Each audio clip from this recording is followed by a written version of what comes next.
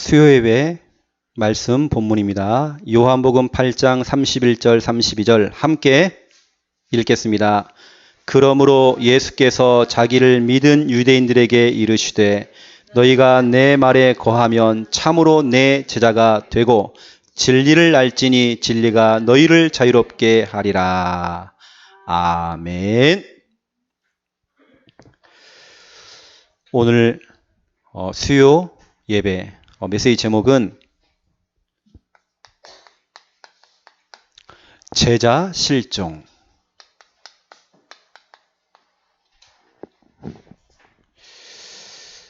지금 우리 수요 예배를 통해서 실종 사건 좀 계속 메시지를 전달했습니다. 그러한 중에 오늘은 제자 실종.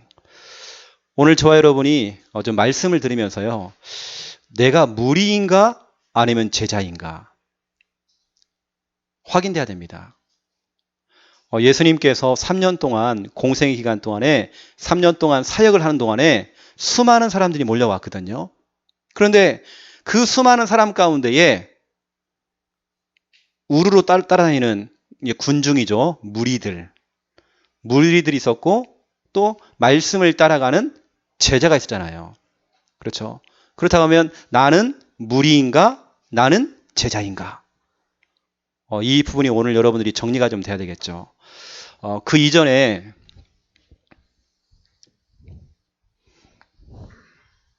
우리 주일날 나왔던 메시지를 좀 정리를 좀 해드리면, 우리 주일 1부 때에 오전에 여러분에게 드린 말씀이 예배에 대한 말씀이 나갔습니다. 예배하는 생활. 그리고 우리가 오후 예배 때는 제사에 대해서 말씀을 받았습니다. 또 이것도 질문을 해보면 예배인가 제사인가? 내일 모레 우리 명절 그날, 추석날 예배인가 제사인가? 너무 중요한 또 질문이죠. 분명히 우리는 배웠습니다. 하나님이 찾는 사람들은 요한복음 4장 23절, 24절. 하나님이 찾는 자는 예배하는 자를 찾는데요. 그렇죠? 다른 사람을 찾는 게 아닙니다. 그런데 여러분, 마귀가 찾는 사람도 있어요. 하나님이 아닌 다른 것들을 섬기는 거. 그렇죠? 알고 봤더니 그것이 결국에는 고린도전서 10장 20절. 이방인에게 제사는 귀신에게 하는 것이다. 귀신과 교제하는 것이다. 바로 이것이 마귀가 원하는 겁니다. 또 마귀가 원하는 사람이죠. 우상 숭배하는 자, 제사 지내는 사람들. 한 여자가 결혼을 6번이나 했어요. 그래도 만족이 없어요. 야곱의 우물을 찾아가서 우물을 먹어도 자기 영적인 그 갈급함이 해결이 안 된 겁니다. 자기 인생의 그 근본적인 그 문제가 풀리질 않아요. 이때 예수님께서 그 여자에게 답을 준 겁니다. 처방을 내렸잖아요. 그 처방이 뭡니까? 예배드려라. 상 차려놓고 제사상처럼 과일 갖다 놓고 채소 갖다 놓고 생선 갖다 놓고 그거 말고 하나님은 영이시다. 영과 진리로 예배를 드려라. 영적인 예배를 드려라. 눈에 보이는 그 예배 말고 영적인 예배를 드려라.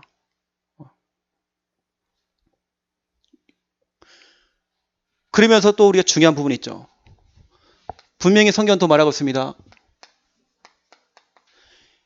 그 예배 하나 성공해가지고요, 어떤 사람은 복의 근원의 축복을 누리고, 그렇죠. 창세기 12장 1절부터 9절.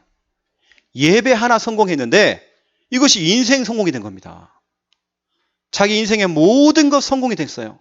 예배 하나 성공했는데. 이게 바로 아브라함. 그렇죠?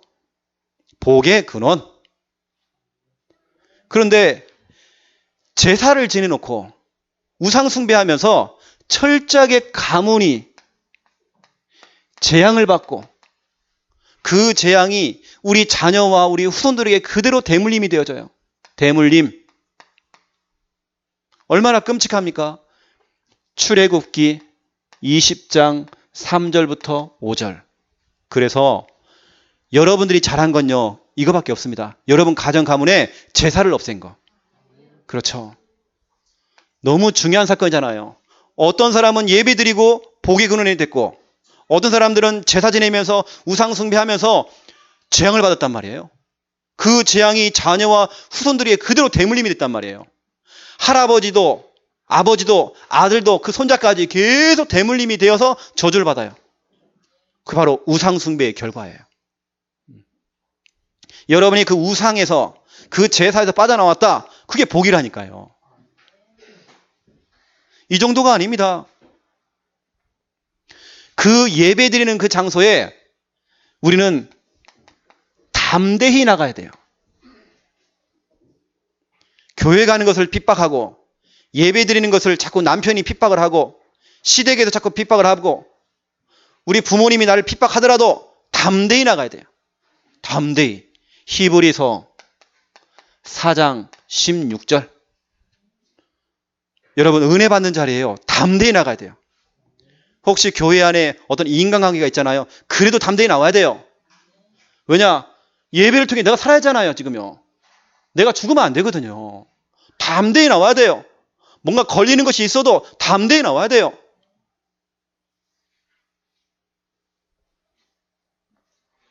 그런데 보세요. 제사를 지내고 우상 숭배하는 사람 보세요. 이 사람들은 억지로 끌려가는 겁니다. 자기도 몰라요. 왜냐? 그거 안 하면 큰일 나는 줄 알아요. 제사 안 지내면 큰일 나는 줄 알아요. 어떤 사람은 고사를 안 지내면 큰일 나는 줄 알아요. 차를 사면요, 돼지머리 갖다 놓고요, 고사를 지내줘요. 그거 안 하면 큰일 나는 줄 알아요. 그래서 고린도 전서 12장 2절 여기에 보니까 말도 하지 못하는 그 우상에게 끌려간다고 돼 있어요. 사람이 끌려간다니 그거 안 하면 안 되는 줄 알아요. 제사 안 지내면, 여러분 제사 안 지내면 뭐 부모님이 해코지 합니까? 조상님들이 해코지 합니까? 제사 지낼 때에 사과는 뭐 동쪽, 배는 뭐 서쪽, 그 동사나 뭐 조금 헷갈리게 했다. 그러면 조상들이 화를 냅니까? 그거 아니잖아요. 그러면 그런 조상 안 섬겨야죠. 많은 사람들이 끌려가는 겁니다. 그게 단 줄 알고요. 여러분, 예배와 제사는요, 다른 게 아니더라니까. 이거다니까요. 사느냐, 죽느냐, 이 문제예요. 제가 볼 때는. 예배를 성공해놓고 산 사람이 있어요. 사무엘상 7장 5절부터 14절. 사무엘이 위기를 만났습니다. 죽음의 위기가 찾아온 겁니다. 근데 죽음이 아니었습니다. 오히려 그때 에베네셀의 축복을 받은 거예요. 오히려 기도하는데 하나님께 그 시간, 그 동시에 하나님이 역사했잖아요. 예배 드리는데. 여러분 혹시 문제가 있나요? 예배 드리세요. 답답한가요? 사무엘처럼 예배 드리세요. 뭔가 복잡한가요? 예배 드리시라니까요.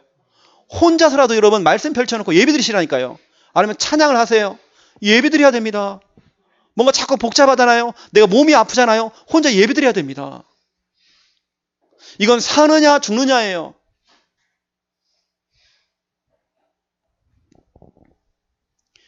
저희 어머니가 온갖 병원을 다 가도 병명이 안 나와요. 그러면 우리가 눈치 있잖아요. 이건 병원에서 고치는 병이 아니고 영적인 병이거든요. 영적인 병은 다른 거 없습니다. 하나님의 은혜 받아야 돼요. 그렇죠. 하나님의 은혜를 받아야 돼요. 은혜 받는 자리에 나가야 돼요. 계속 말씀 받아야 돼요. 예배 드려야 돼요. 근데 여러분 보세요. 시편 115편 4절부터 8절. 그 우상을 만드는 자, 그것에게 절하는 자, 그걸 섬기는 자, 우상처럼 똑같이 그렇게 된다네요. 눈이 있어도 보지 못하고 귀가 있어도 듣지 못하고 입이 있어도 말하지 못하고 죽은 거 아닙니까? 그렇죠? 죽는 겁니다.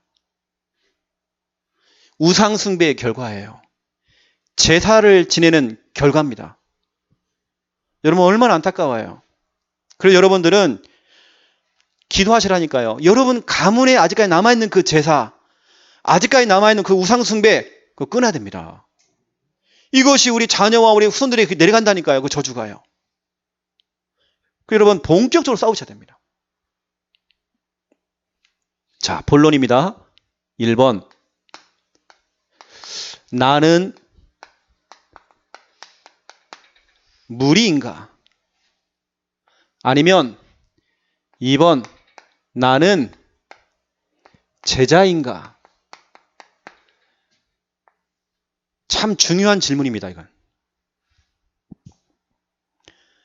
저는 복음을 만나기 전까지요. 예수님이 그리스도라는 그 사실, 예수님이 내 인생의 주인이요, 예수님이 나의 구원자라는 사실, 그걸 알기 전까지는 종교인이었습니다. 제가 어떤 분을 만났어요. 이분은 신학원까지 졸업했어요. 나름대로 선교사 훈련은 뭐 1학기, 2학기까지 이제 하는 그런 단계예요. 그 수많은 훈련을 받았는데 제가 볼 땐 이분은 종교인이었어요. 왠지 아십니까? 주일날 예배를 드리고 핵심을 가고 그 수많은 메시지를 듣고 신학원까지 다 하고 했는데 말씀이 하나가 없어요. 뭐냐? 교회 가면요 이겁니다. 그냥 구경꾼. 여러분 구경꾼 아시죠? 예배를 드리는데 거의 서커스입니다. 서커스 알죠? 무슨 공연단 하는 것처럼. 실컷 예배를 드려놓고 내게 주시는 말씀이 한 개도 없어요. 그러니까 문제가 와도요 그 문제에 그냥 걸려 넘어지는 겁니다. 힘이 없어요. 이길 힘이 없고 그걸 뛰어넘을 수 있는 힘이 없어요. 왜냐? 그동안 나는 구경꾼이었어. 제가 그랬어요. 제가요. 거의 뭐 불구경하듯이 구경했어요.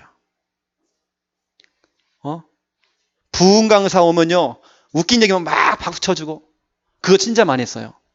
거의 저는 구경꾼이었어요. 성경에 보니까 요한복음 6장 60절에서 61절 보세요. 여러분.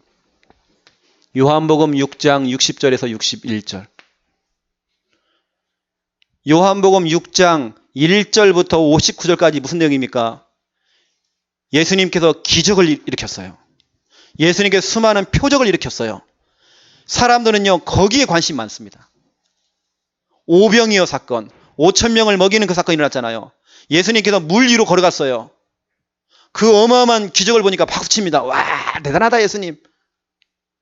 그런데요 60절, 61절 보시라니까요. 예수님께서 복음의 말씀을 증거하는데 어떻게 합니까? 떠나간단 말이에요.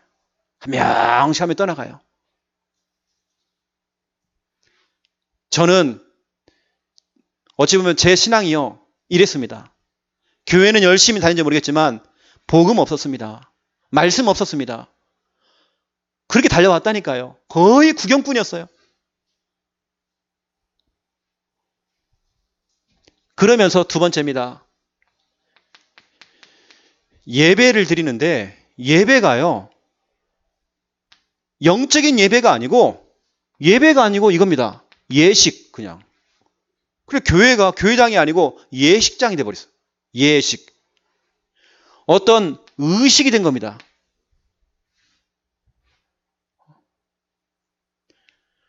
가만 보니까 그것이 하나의 행사가 돼버렸어요. 교회에 나오는 게요 예배 드리는 게 행사라니까요. 이걸 보고 우리는 뭐라고 하냐 종교인 그럽니다. 거의 대부분이 종교인이에요. 분명히 주님께서는 요한복음 4장 23절 24절 영과 진리로 예배하라. 영적인 예배를 드리라. 그런데요. 실컷 교회 다니면서도 이 정도입니다. 구경꾼밖에 안 돼요. 예배가요. 예식, 의식, 행사 또 프로야구 보듯이 관전 어떤 사람은 평가 예배를 평가하고 이렇다니까요.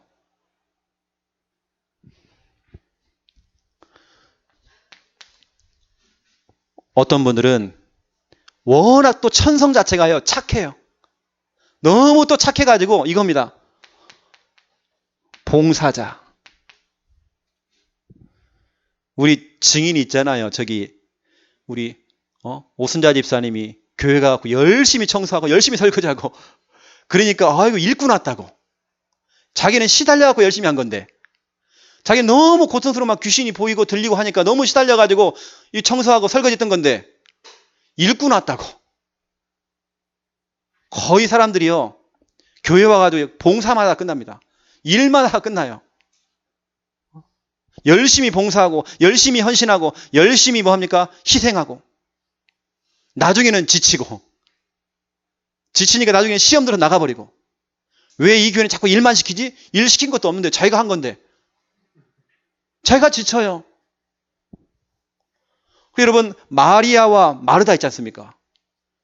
마리아는 뭐였습니까? 예수님의 말씀 전하는데 그 말씀 전하는 자리에 앉았잖아요. 마르다는 뭐였습니까? 열심히 일해요. 이게 교회 안에요. 마르다와 같은 사람 너무 많아요. 말씀하고 전혀 상관없어. 열심히 일을 해요. 여러분 열심히 일 안 해도 돼요. 말씀 듣는 자리에 마리아처럼 앉아야 돼요. 말씀 없는 헌신, 말씀 없는 봉사, 말씀 없는 희생 이게 다 헛것이라니까요. 나중에 힘 다 빠져요. 여러분 구경꾼 예배가 예식되어지고 의식되어지고 행사가 되어진다. 교회 와가지고요 봉사만 하다가 간다.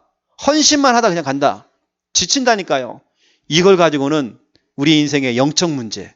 영적 문제라는 말은 마귀에게 잡힌 그 문제, 또 근본 문제, 마귀에게 속아서 죄를 짓고 하나님을 떠났던 그 근본 문제, 그걸요 해결할 수가 없어요. 그래서 여러분 우리는 두 번째입니다. 2번. 나는 제자인가? 여러분 제자가 돼야 됩니다. 어떤 제자냐? 사람의 말을 듣고 따라가는 사람 제자가 되면 안 돼요. 제가 여러분에게 거듭 말씀드리잖아요. 내 주위에 친한 사람들, 그 친한 사람들이 여러 가지 정보도 줄 수 있습니다. 이런 말 저런 말 할 수 있습니다. 교회 이야기도 할 수 있습니다. 그건 사람의 말입니다. 진리는 아닙니다. 그게 100% 맞아도 그건 진리 아닙니다. 100% 그게 다 맞아도 확인되어도 너무 객관적이고 합리적이고 논리적이고 과학적이라 할지라도 그건 비진리예요. 알겠습니까? 하나님 말씀만이 진리거든요. 사람의 말은 참고만 하면 돼요. 죄송합니다. 마귀는요. 가까운 사람을 통해서 여러분에게 여러 가지 정보를 줄 겁니다. 그걸 통해서 결국에는 여러분을 무너뜨리려고. 이게 바로 창세기 3장 전략이에요.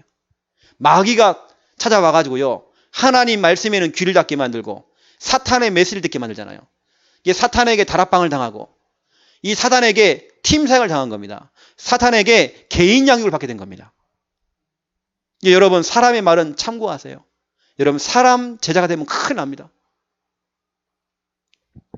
어떤 사람들은 또 분위기. 여러분 분위기에 속지 마세요. 분위기 제자가 되면 안 돼요. 어떤 분들은 환경이 뭐 좋다 나쁘다. 그 자꾸 환경에 흔들려요. 여러분 환경 제자가 되면 안 됩니다. 감정 따라가면 안 돼요. 하나님께서 우리들에게는 여러 가지 감정 다 주셨습니다. 어느 때 우리가 화도 낼 수 있습니다. 어느 때 우리가 웃고 기쁘고 눈물도 흘릴 수 있습니다. 하지만 그 감정에는 속으면 안 돼요. 감정 따라가는 감정 제자가 하면 안 돼요. 감정 따라 내 신앙생활하고 하면 안 돼요. 저와 여러분은 첫 번째 1번 말씀 따라가는 제자가 돼야 돼요. 말씀 제자. 말씀에만 반응하는 말씀 제자. 말씀에 길들여지고 여러분 짐승들은요. 먹이를 자꾸 줘야 돼요. 아니면 채찍을 가야 돼요. 매를 때려야 짐승은 말을 듣거든요. 근데 우리 인간은요. 하나님 말씀으로 길들여져야 돼요. 맞잖아요. 하나님 말씀으로. 그래서 말씀 따라가는 제자, 말씀 제자. 요한복음 6장 68절. 예수님께서 질문했잖아요. 그 수많은 기적과 표적을 많은 사람들이 봤지만 예수님께서 말씀을 증거하고 설교를 하는데 말씀을 안 들으려고 그래요. 복음만 안 들으려고 그래요. 여러분 그런 경우 없나요? 제 친구들 가운데서도 편하게 대화하다가 내가 이 친구에 살리는 그 길, 복음을 잠깐 설명해 주는데요. 듣기 싫다는 겁니다. 그 친구들이 알거든요. 우리 집에 일어났던 그 기적과 표적. 우리 어머니가 정말 죽다 살아났던 거 다 알거든요. 그 많은 것들 봤습니다. 참 신기하다는 거예요, 그게. 참 신기하다 해놓고는 안 믿어. 자기는 안 믿는다니까요. 그 수많은 기적과 표적을 일으켜도 예수님이요, 보세요. 말씀을 딱 증거하니까 사람들이 다 튀었어요. 다 튀니까 예수님이 질문한 겁니다. 너희도 가려느냐? 너희도 튀겠느냐? 이때 시몬 베드로가 대답한 겁니다. 영생의 말씀, 살리는 말씀이 우리 창녕 함께하는 교회에 있는데 내가 어디로 가오리까? 그렇죠. 창녕 함께하는 교회를 통해서 생명의 말씀, 복음의 말씀이 증거되고 있는데 내가 어디로 가오리까? 이게 바로 제자입니다. 다시 말하면 나는 말씀 따라가겠습니다. 목사님 따라가는 게 아니고 말씀 따라가겠습니다. 사람 따라가는 게 아니고 나는 말씀 따라가겠습니다. 그렇죠. 오늘 본문입니다. 요한복음 8장 31절부터 32절. 여러분 31절 보세요. 오늘 보니까 그러므로 예수께서 자기를 믿은 유대인들에게 이르시되 너희가 내 말에 거하면 참으로 내 제자가 되고. 예수님께서요. 너는 제자야. 너는 무리야. 너는 제자야. 너는 무리야. 그걸 기준 삼는 방법. 제자의 기준, 말씀이었습니다. 말씀이 있느냐 없느냐.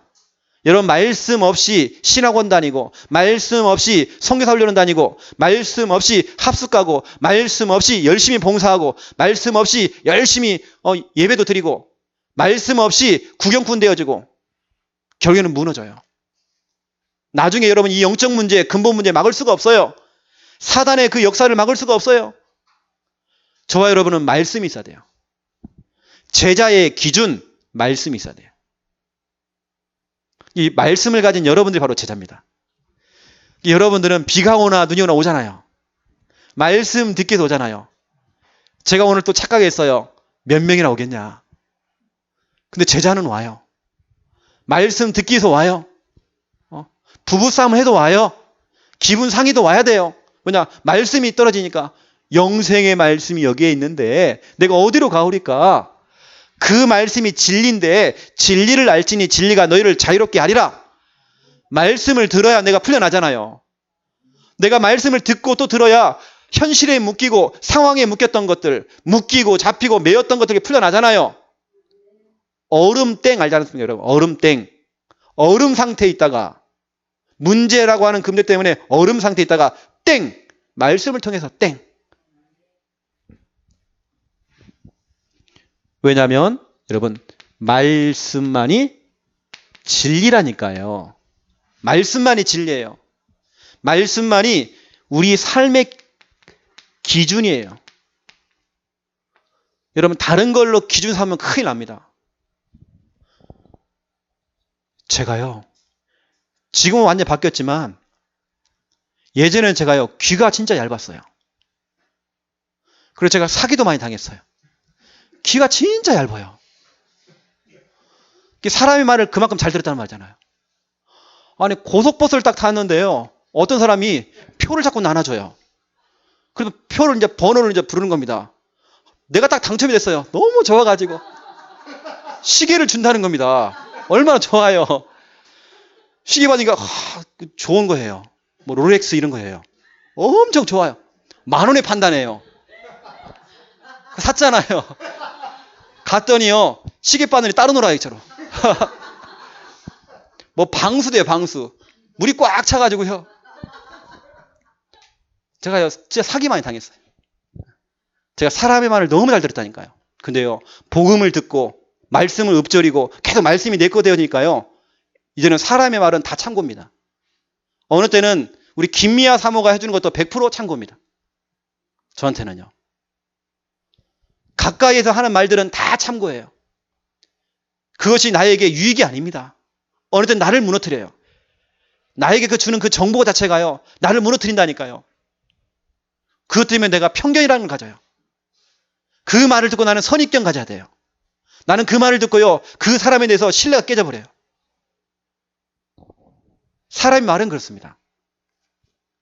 어느 때는 그것 때문에 목사와 성도들 가운데 이간이 돼가지고요. 분리가 돼버려요. 그것 때문에 어느 날부터인가 말씀이 또 안 들려. 막 이런 일이 생기는 겁니다. 사람의 말은 그렇습니다. 그래서 우리의 삶의 기준은 말씀이라니까요. 여러분, 목사도 실수할 수 있습니다. 장로님도 실수할 수 있습니다. 우리 권사님들 실수할 수 있습니다. 우리 성도님들 실수할 수 있어요. 그게 바로 인간입니다. 인간에게는 냄새날 수 있어요. 인간은요, 부족할 수 있습니다. 그래서 우리의 기준은 목사도 아닙니다.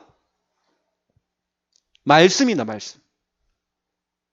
그래서 바울도, 그렇게 훌륭했던 바울도 하나님 내게 말씀을 주시옵소, 내게 말씀을 주시옵소. 이게 기도 제목이에요. 사도행전 18장 5절 6절을 보시라니까요. 바울은 말씀에 붙잡혔다네요. 이게 맞는 겁니다. 말씀에 붙잡힌 자가 돼야 돼요. 목적이 이끄는 삶이 아닙니다. 솔직히 말하면 우리는. 말씀이 이끄는 삶이 돼야 돼요. 목적이 아닙니다. 그건 긍정적인 사고방식이에요. 우리는 말씀이 이끄는 삶이 돼야 돼요. 최근에 우리도 목적이 이끄는 삶이라고 책 많이 읽었어요. 그거 아닙니다. 그건 너무 긍정적인 내용들입니다. 긍정적인 사고방식입니다. 우리는 아니에요. 말씀이 이끌어야 돼요. 바울처럼 말씀에 붙잡혀버려야 돼요. 여러분, 사람의 말은 참고만 하시기 바랍니다.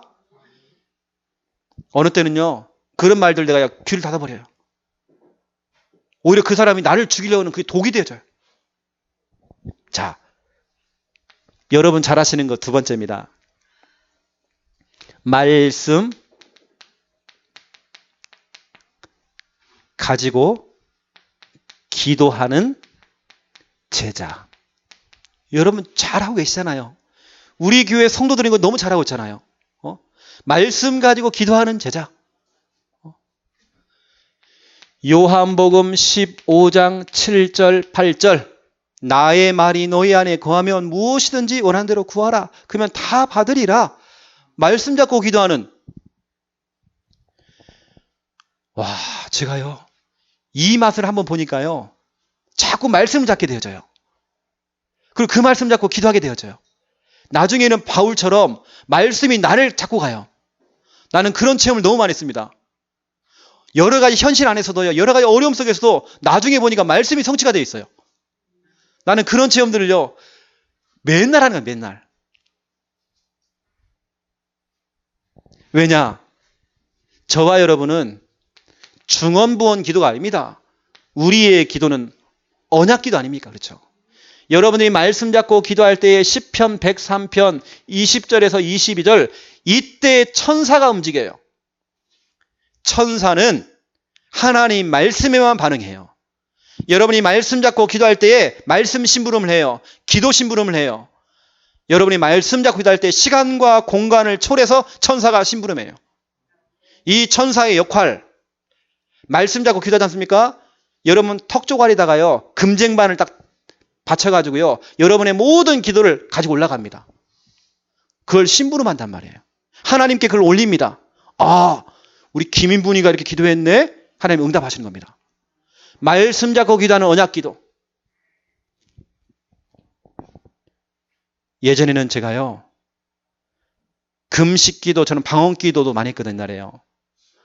저는 그게 틀리다는 거 아닙니다. 할 사람들은 해야 됩니다. 근데 저는 요즘은 언약 기도만 해요.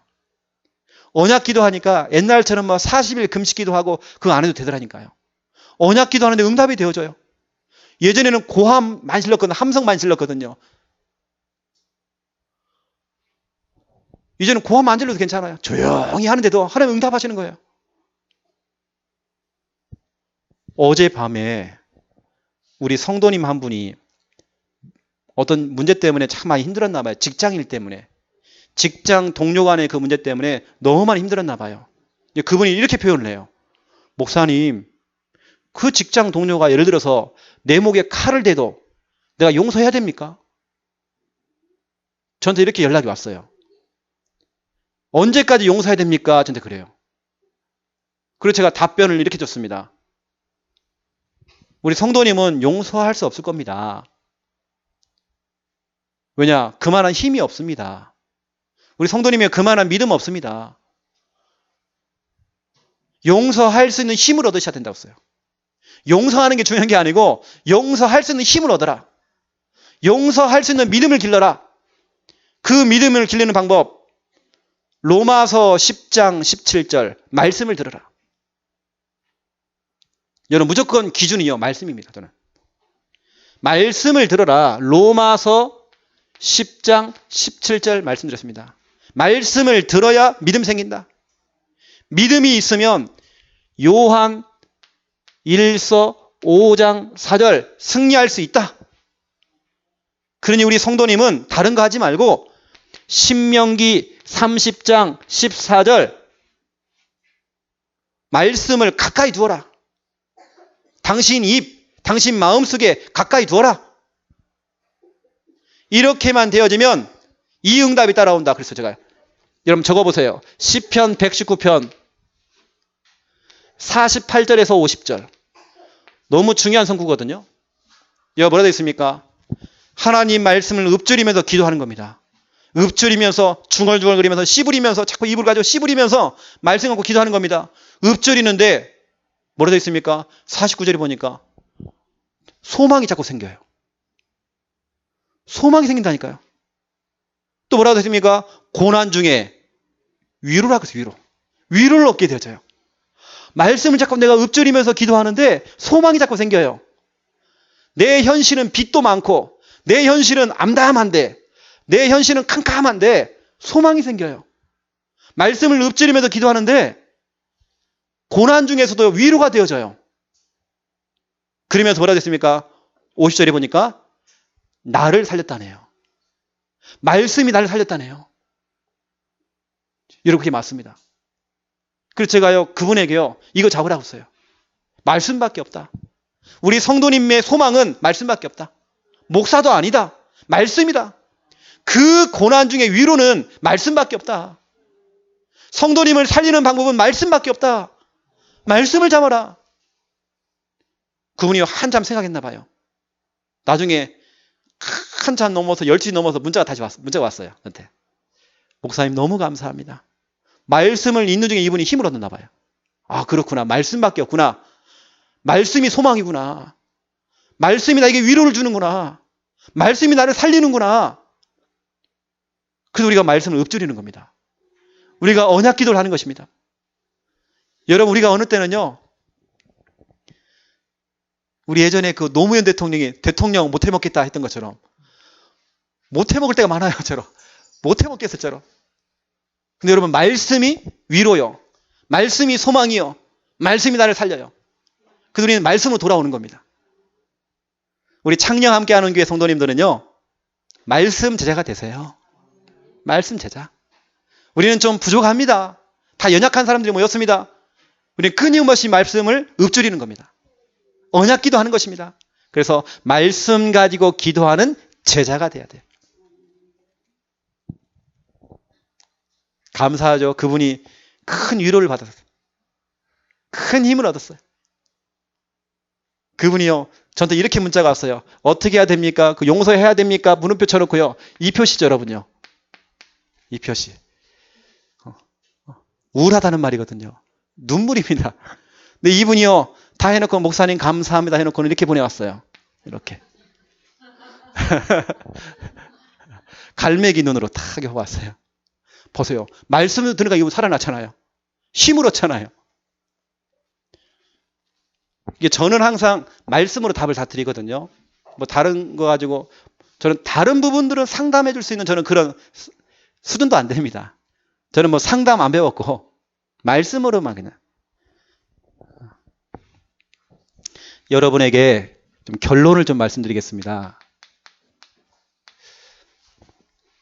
이 결론이 너무 중요하거든요. 제자 모델.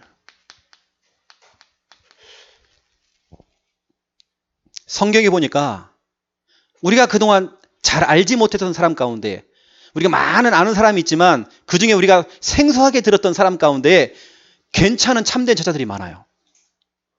오늘 여러분들이 생전 들어보지 못했던 사람들 몇 명을 제가 좀 얘기하겠습니다.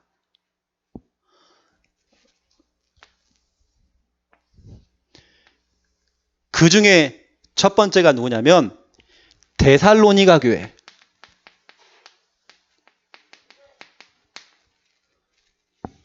데살로니가 교회에 이런 사람이 있습니다. 아리스다고라는 사람이 있어요. 아리스다고. 제가 요즘 이 아리스다고 이 사람에게 푹 빠졌어요. 정말 좀 괜찮은 제자예요. 데살로니가 교회 그러면 야손 생각납니다. 근데 제가 볼 때는 야손은 한 군데 두 군데밖에 안 나오지만 이 사람은요 성경에 여러 군데가 나와요. 야손에 대한 특별한 내용이 별로 없으면 성경에는. 근데 그 데살로니가 교회에 진짜 참된 제자가 따로 있었어요. 아리스다가 누굽니까? 이 사람이 사도행전 19장 29절 바울을 따라갔어요. 여러분 제자는요 따라가는 겁니다. 여러분 담임 목회자가 좀 부족해도요 이 아리스다고는 바울 목사님을 따라갔단 말이에요. 따라갔는데 붙잡혔다네요. 여기 보니까 붙잡혔어요. 그래도 괜찮아. 그래도 따라가는 겁니다. 이 정도가 아닙니다. 아리스다고는 사도행전 20장 4절에 보니까 뭐라 되어 있습니까? 함께 가는 자 아리스다고. 바울과 늘 동행하면서 함께 따라가고 함께 했단 말이에요. 아시아까지 함께 또 갔다네요. 끝까지 따라붙는 거 보세요. 그러면서 세 번째입니다. 사도행전 27장 2절에 보니까 또 나옵니다. 여러분 사도행전 27장이 무슨 내용입니까? 로마로 가는 배를 탄 그것도 죄수들이 276명이 지금 배를 타고 지금 로마를 향해 가는 그런 장면 아닙니까? 거기 지금 바울과 함께 같이 잡혀가지고 죄수가 되어서 끌려가는 아리스다고. 여러분 아리스다고는요 편하게 살 수 있습니다. 그런데 죄수가 되어가지고 같이 로마까지 간다면 끌려간단 말이에요. 복음 때문에. 왜냐? 순교를 아예 작정했어. 이 정도가 아닙니다. 바울이 뭐라고 하는지 아십니까? 바울이 이렇게 평가했습니다. 4절에 보니까 4번 보니까 골로새서 4장 10절에 아리스다고를 또 얘기합니다. 여기 보니까 나와 함께 갇힌 자, 함께 감옥 들어갔어요. 그래도 괜찮아. 여러분 제자는요 끝까지 따라 붙는 겁니다. 그게 바로 제자입니다. 제자는요 다섯 번째 빌레몬서 1장 24절 빌레몬에게 편지를 썼는데요. 누구를 칭찬하느냐? 아리스다고를 칭찬해요. 그것도 데살로니가 사람 아리스다고를 칭찬한단 말이에요. 이 사람은 나의 동역자다. 바울 목사님이 아리스다고를 평가할 때 나의 동역자다. 나와 함께 했고 나와 함께 동행했고 나와 함께 감옥에 갇혔고 함께 죄수가 되어서 끌려갔고 나의 동역자다. 제자 아닙니까? 그렇죠. 끝까지 함께 가는 자. 여러분 끝까지 함께.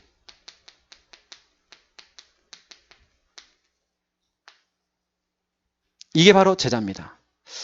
우리 창녕 함께하는 길 성도님들 여러분 속에요. 제자 정신이 좀 있어야 돼요.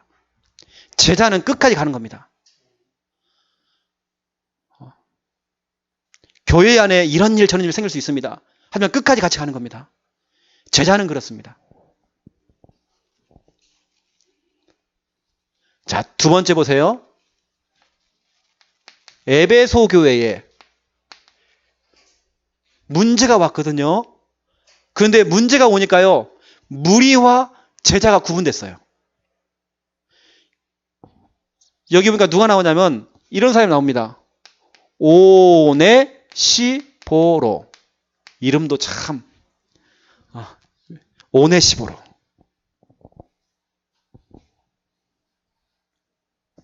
이 오네시보라가 누굽니까? 얼마나 멋진 사람인지 몰라요. 여러분 알다시피 사도행전 19장 10절에 보니까 아시아에 있는 자는, 여러분 아시아에 있는 자는 다 듣더라 그랬잖아요. 아시아에 있는 사람들이 다 예수를 믿고 돌아온 겁니다. 예배소 교회에 오게 된 겁니다. 예배소 교회에 이제 제자가 된 겁니다. 예배소 교회에 성도가 된 겁니다. 거기에 교회가 막 성장하고 부흥하니까 막 장로님들이 막 세워졌습니다. 사도행전 20장 28절부터 쭉 보시라니까요. 35절까지. 여기에 보니까 바울이 마지막 고별 설교를 합니다. 왜냐? 바울이 나는 곧 있으면 순교당할 수 있다. 그걸 예상을 하고 고별 설교를 하는 겁니다. 나는 곧 있으면 순교당하고 죽을 수도 있어. 그러면서 서로 끌어안고 울면서 막 헤어지는 겁니다. 그때 여러분 헤어지면서 하는 메시지가 뭔지 아십니까? 이 에베소 교회, 이 교회는 주님의 피로 사신 교회다. 너희들을 이 교회를 보살피라고 너희를 감독자로 하나님 세우셨다. 이 교회를 보살펴줘라. 나중에 봐라. 이 교회에 이리떼들이 들어온다. 이리떼. 이리떼가 누굽니까? 사단이요. 그게. 이리떼가 누굽니까? 이단 사입이요. 이리떼가 누굽니까? 교회 안에 자꾸 당파를 짓는 사람들. 이리떼가 들어올 것이다. 하지만 걱정 말아라. 왜냐? 내가 그동안 밤낮 너희들에게 3년 동안 말씀을 줬다. 그 말씀을 기억해라. 나는 비록 떠나가지만 3년 동안 내가 너희에게 전달했던 그 말씀을 기억해라. 그 말씀을 가지고 이 교회를 지켜라. 그러면서 받는 자보다 주는 자가 복이 있다. 이 메시지를 딱 하고 서로 끌어안고 울고 짜고 이제 하는 겁니다. 바울님 가면 안 됩니다. 목사님 가면 안 돼요. 하면서 울고 짜고 하는 겁니다. 웬걸요? 그 눈물이 쏙 들어갔던 바울이 감옥에 갇혔어요. 바울이 거기서 있으면 순교를 당해야 돼요. 순교하기 직전에 유언장을 썼죠, 여러분. 바울이. 그 유언장이 뭡니까? 디모데 후서 아닙니까? 디모데 후서는 바울이 가장 마지막에 쓴 편지입니다. 유언장입니다. 그 유언장에 뭐라 되어 있습니까? 이렇게 기록되어 있어요. 디모데 후서 1장 15절. 아시아에 있는 자는 다 떠났대요. 떠났다. 그래. 나를 다 버렸대요. 이게 웬일입니까? 분명히 서로 끌어안고 울고 이 교회를 보살펴라. 곧 있으면 교회에 이리떼가 들어와가지고 교회에 문제 올 수 있다. 이 교회를 보살펴라. 내가 너희가 지금까지 말했던 그 말씀을 따라가라. 말씀 잡고 네가 교회를 지켜야 된다 했는데 바울이 감옥에 들어가고 교회에 문제가 오니까요. 너나 없이 다 교회 나가버렸어요. 말씀 없는 사람들은 그럴 수밖에 없습니다. 말씀이 기준인 사람들은요. 말씀 따라가거든요. 끝까지 함께 가거든요. 아시아인들은 다 떠나갔대. 중요한 건 그게 아닙니다. 그것도 보세요. 부겔로, 허모게네가 나와요. 이 사람들은 중직자란 말이에요. 바울의 오른팔들입니다. 이런 사람들이 교회 위기가 오고 교회 안에 문제가 오고 교회 안에 갈등이 딱 생기니까 교회를 나가버렸단 말이에요. 다 떠나갔다네요. 근데 누구냐? 교회가 문제가 와보니까요. 디모데 후서 1장 16절부터 18절 딱 제자만 남아요. 그 제자가 누굴까요? 오네시보로. 그래서 바울이 칭찬하는 겁니다. 다 떠나갔는데 너 하나 남았다. 너 하나. 오네시보로 너 한 사람. 내가 감옥에 갇힌 줄도 알고도 네가 나를 찾아왔다. 찾아와서 말씀 들었다. 그 말씀을 네가 가지고 가가지고 또 심부름했다. 바로 그 오네시보를 칭찬하는 내용이 나와요. 여러분은요 이 시대에 오네시보로가 돼야 됩니다. 어떤 것에 여러분 다른 거 반응하지 말고 희한하죠. 교회가 문제가 오고 목회자에게 문제가 오고 이런 문제가 오니까 그 문제에 다 넘어가 버려요. 사람 제자, 분위기 제자, 감정 제자, 여론 제자, 다수결 제자. 그거 아닙니다. 우리는요. 말씀 제자. 오네시보로는 끝까지 바울이 순교하는 그 직전까지 찾아가서 말씀 듣고 또 말씀 듣고 계속 말씀 들었어요. 이게 바로 제자입니다. 오네시보로. 여러분, 이게 문제가 아니에요, 지금요.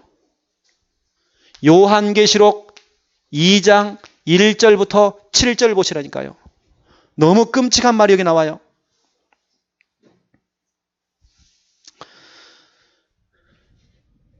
하나님께서 에베소 교회를 이렇게 평가를 합니다. 너희가 처음 사랑을 버렸다. 처음 사랑이 뭘까요? 사도행전 19장 10절. 사도행전 20장 28절부터 35절 서로 끌어안고 울고 짜고 그렇게 좋았어요, 분위기. 교회가 너무 분위기 좋았어. 울고 차고 서로 그랬어요. 부둥켜 안고 그랬어요. 은혜 엄청 받았어요. 막 부흥 됐어요. 하지만 너희가 그 처음 사랑을 버렸다. 교회 안에 위기가 오고 문제가 오니까요. 다 떠나가 버려. 흔들리고 자빠지고. 근데 오네시보로 한 사람 남았다니까요. 여러분 알다시피 이 교회에 누구를 보냅니까? 나중에 디모데를 보내요. 그 바울의 최고 수제자였던 디모데를 보낸다니까요. 여기에. 여기 여러분 요한계시록 2장에 보니까요. 이런 말이 있습니다. 왜 니골라 당을 지어가지고 왜 당파를 만드느냐.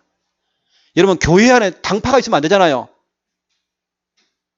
자꾸 뭔가 구분되면 안 된다니까요. 교회는 자꾸 원내스가 돼야 돼요. 누구랑 친하고 누구랑 안 친하고 그 모든 경계선이 다 무너져야 돼요. 교회는. 전 성도가 원내스가 돼야 돼요. 하나 돼야 돼요. 그런 다음에요. 너무 끔찍한 얘기를 해요. 하나님께서요. 에베소 교회를 향하여서 내가 촛대를 옮길 것이다. 여러분 이 말은 무슨 말이죠? 하나님께서 함께 안 하겠다는 말입니다. 에베소 교회가 하나님이 함께 하지 않는 교회가 돼버려요. 내가 촛대를 옮기겠다네요. 이건 얼마나 저주입니까? 그리고 지금도 이 에베소 교회는요. 사라져버려요. 여러분 우리는 어떠한 경우에도 끝까지 이겁니다. 여러분 끝까지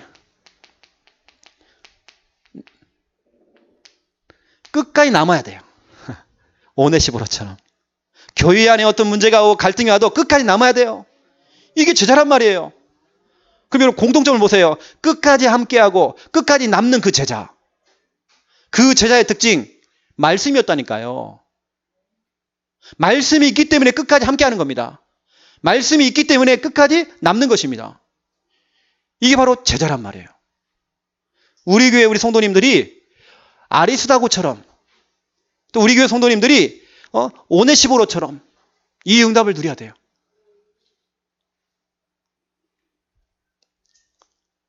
이런 부분들 여러분 아시고요. 오늘 제목 제자 실종입니다. 제자가 없어요. 근데 우리 교회는 너무 넘쳐나요. 우리 교회는 말씀 제자예요. 이걸 우리는 훈련시키고 있어요. 그리고 말씀 잡고 기도하는 교회예요. 우리 교회는. 언약 기도하는 교회예요. 조금 늦더라도 우리가 시골교회를 할지라도 작은 교회를 할지라도 우리 교회는요 힘이 있어요. 그래서 제가요 너무나 뻔뻔하게도 대구 하나교회 가가지고요 내가 좀 헛소리 했다니까요. 하나교회 하나도 부럽지 않다고 했어요. 왜냐 우리 교회는 지금 시골교회고 아주 작은 옛날 말하면 전빵처럼 작은 그런 교회지만 시골교회지만 우리 교회는 좀 부족하지만 성도님이 그래도 말씀 막 읊조리고 말씀 중심으로 하나 되려고 그러고 말씀 제자들이 모였다. 야고로지롱. 제가 그랬다니까요. 박지원 목사님 앉아 계시고 다 앉아 계시는데 제가 그랬어요. 좀 건방지게 제가. 여러분 큰 교회가 중요하지 않습니다. 성도님들 한 분 한 분들이 진짜로 말씀 따라가고 그렇죠? 말씀에 반응하고 말씀 잡고 기도하는 그런 교회. 말씀이 있는 곳이라 한다면 끝까지 함께하고 말씀이 있는 곳이라 한다면 오네시보로처럼 끝까지 남는 그 제자. 여러분 말씀 제자가 됐어요. 그리고 우리 교회는 특징이 있다니까요. 모든 상담 모든 거 다 말씀으로 다 줍니다. 우리가 신방을 하더라도 우리는 말씀을 남기고 와요. 그리고 말씀을 남기고 왔으면 항상 목회자는요, 그 말씀을 가지고 여러분 가정을 축복합니다. 계속.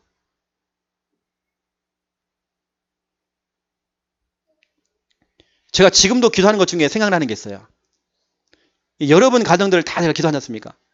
내가 예전에 여호수아 1장을 가지고 우리 김문호 집사님 가정에 제가 메시지를 한번 준 적이 있었어요. 이제 모세 시대가 아니라 여호수아 시대가 올 것이다. 제가 그 메시지를 한번 했었거든요. 여호수아 1장만 들어가면요, 우리 집사님 가정이 생각나요. 우리 정 집사님 가정. 그리고 그 성구만 생각하면 우리 조용란 집사님도 생각나요. 처집에는 제가 말씀 잡고 직지 메시지를 줬거든요. 여러분 가정 생각할 때마다 다 말씀 놓고 다 떠오른단 말이에요.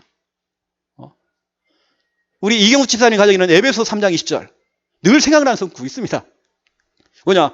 제 늘 기도 속에 있으니까. 우리 교회는 다른 거 없거든요.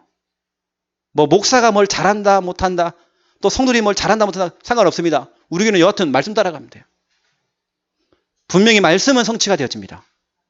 인간들의 의기투합이 응답되는 게 아닙니다. 성취되는 게 아닙니다. 하나님 말씀이 응답되어져요. 우리 교회는 그래서 말씀 따라가는 교회. 그래서 이왕이면 목사가 나와가지고 헛소리 하더라도 헛소리 한 번씩 하거든요. 목사도요. 필요 없는 말들 참 한 번씩 합니다. 그 여러분 다 걸러내시고요. 말씀만 기억하세요. 말씀만. 그게 바로 말씀 제자입니다. 우리 교회는 아리스다고 오네시보로 이런 제자 꽉 찼습니다. 바로 여러분입니다. 그 제자가. 기도하겠습니다. 하나님 보시옵소서. 이 시대의 아리스다고, 이 시대의 오네시보로 같은 제자들이 이 자리에 앉았습니다. 끝까지 말씀이 있는 곳이라고 한다면 끝까지 함께했던, 또한 말씀 있는 그 자리에 끝까지 남았던 이 제자처럼 우리 창녀와 함께하는 성도님들은 말씀에만 반응하고 또 말씀 잡고 달려가는, 또 말씀 잡고 기도하는 말씀 제자만 모이는 교회입니다. 우리 성도님들 한 분 한 분을 축복해 주시옵시고 날마다 하나님의 언약 잡고 기도하며 읊조리며 승리할 수 있도록 축복하여 주시옵소서. 시편 119편 48절에서 50절 말씀 그대로 우리가 말씀을 읊조리고 말씀 잡고 기도할 때 기도하는 중에 소망이 생기고, 기도하는 중에 우리 속에 고난 중에 위로가 되어지고, 또 말씀 잡고 기도하는 그 시간이 내가 살아나는 역사가 일어나도록 축복하여 주시옵소서. 이제는 주 예수 그리스도의 은혜와 하나님 아버지의 극진하신 사랑하심과 성령님의 내주 인도 역사 충만하심이 귀한 말씀 붙잡고 말씀대로 그대로 응답받을 우리 모든 성도들 머리 위에 이제로부터 영원토록 항상 함께 있을지어다. 아멘. 하나님 축복하여 주시옵소서. 말씀 잡고 나간 우리 모든 말씀 제자들 하나님 축복하여 주시옵소서.